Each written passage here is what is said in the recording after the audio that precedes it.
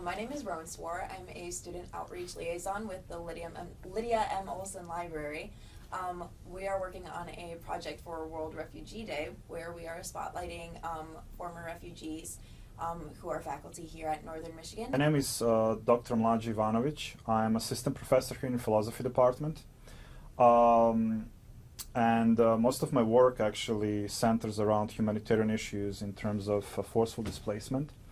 As a former refugee, I find this theme incredibly important and relevant today, and I'm pretty happy to be here to share some of my experiences with the rest of the student body here at NMU.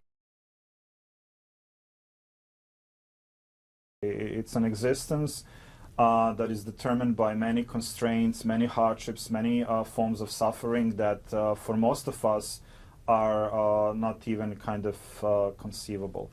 That means that life as a refugee is it's a very difficult kind of life, and I think what is extremely relevant for today's community and people who are not directly involved with the forceful displacement and yet witness that through either social media or news outlets, or they learn in the classroom, or they hear through social media and things like that, to understand that the experiences of forcefully displaced people are horrible. And they're plagued by violence, plagued by exclusion, plagued by many traumatic instances that leave scars that last a whole life. I think about the world, how I think about people, how I think about myself. And when one has experiences of hardship, when you're hungry, when you're afraid of violence, when you're escaping violence, when you're witnessing violence, I think that you cherish and treasure reality differently. You don't take things for granted. You don't take other people for granted. You don't take other people's suffering for granted, because traces of that always echoes in you, and you can basically just be returned to your own kind of experiences. And that in itself then may and should actually result as an engine to do something about these things that millions of people are forced to endure on a day-to-day basis.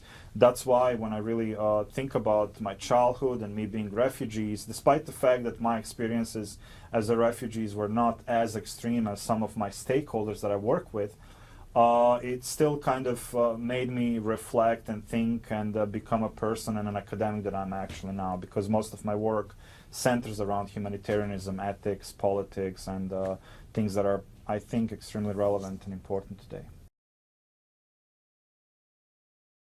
When I was hired by philosophy department here in 2019 was basically on that premise that my work as a community engaged academic with focus on ethics, with focus on kind of political issues, is something that can actually change the image that not only students and the general public has on kind of philosophy and role of philosophy today, but also our institution.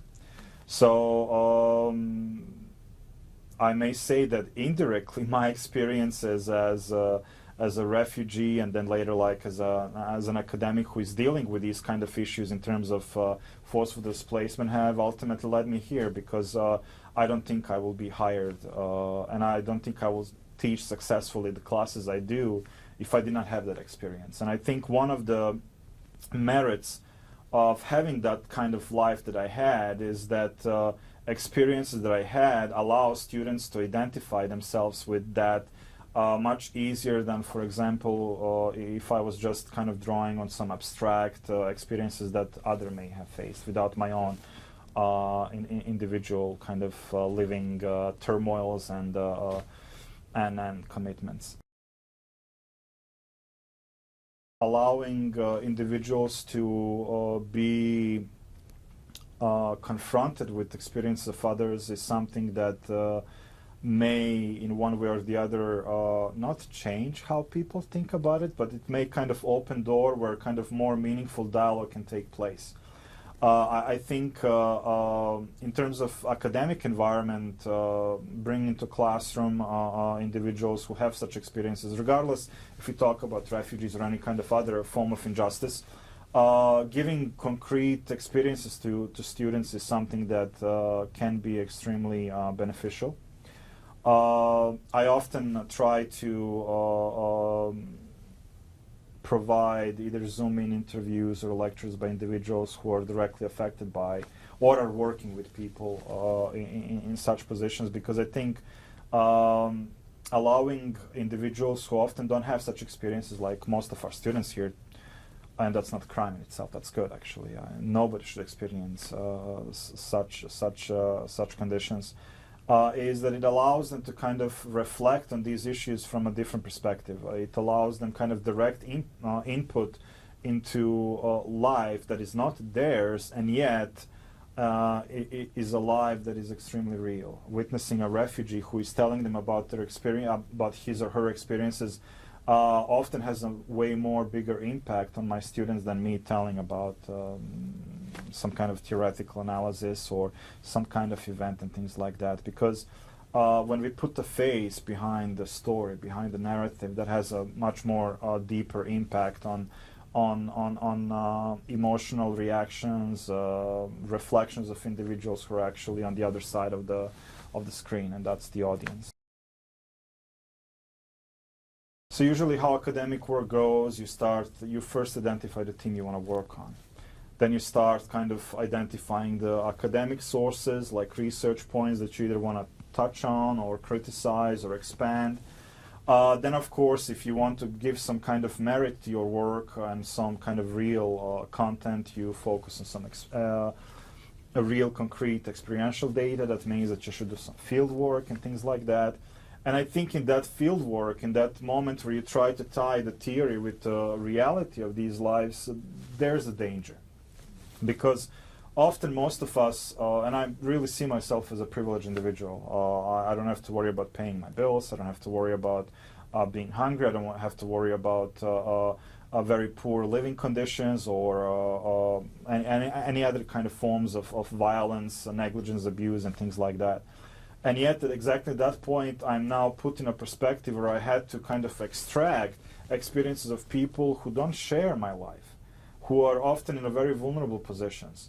And often, I think the biggest danger and what I kind of see as cannibalizing hardships of others is that we forget that privilege and how that privilege actually may seem to victims that we are, or survivors that we are interviewing.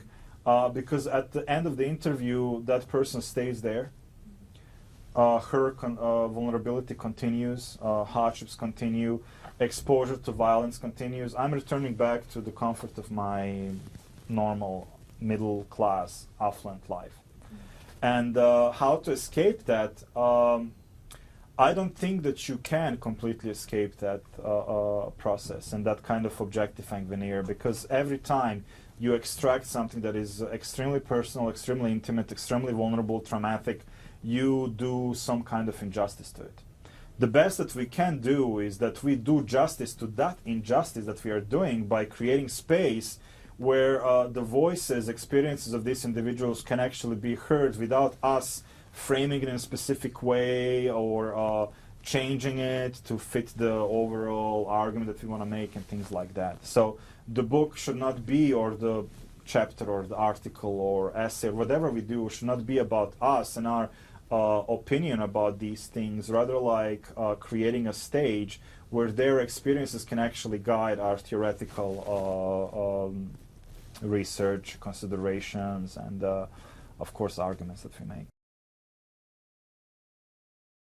So the best that we can do within our own kind of limited circumstances is not to deny a recognition to individuals who are facing such circumstances that are beyond our understanding. I think indifference is the worst. Being indifferent is something that in itself is extremely dehumanizing. That means that you take humanity away from the survivor or from the victim, and you basically repeat the violence to that person, but now not with the knives, not with the bullet, not with any kind of other tool that people use to kind of inflict harm on others, but you inflict harm on them by simply silence that they are confronted by. And I think that trying to inform yourself, trying to learn about these issues, trying to kind of understand our own kind of position in the world and how our lifestyles perpetuate these kind of cycles of violence and exclusion is extremely relevant. And that's not only kind of an academic commitment that we should have in an institution of higher education. That's basically a basic, most essential and most fundamental requirement that we should have as human beings. Thank you so much for Yeah, you're being welcome. with me. Thank you for your time. You're welcome. Thank you for having me. Well, thank you again to Dr. Ivanovic, and my name is Rowan Swore for the Lydia Olson Library.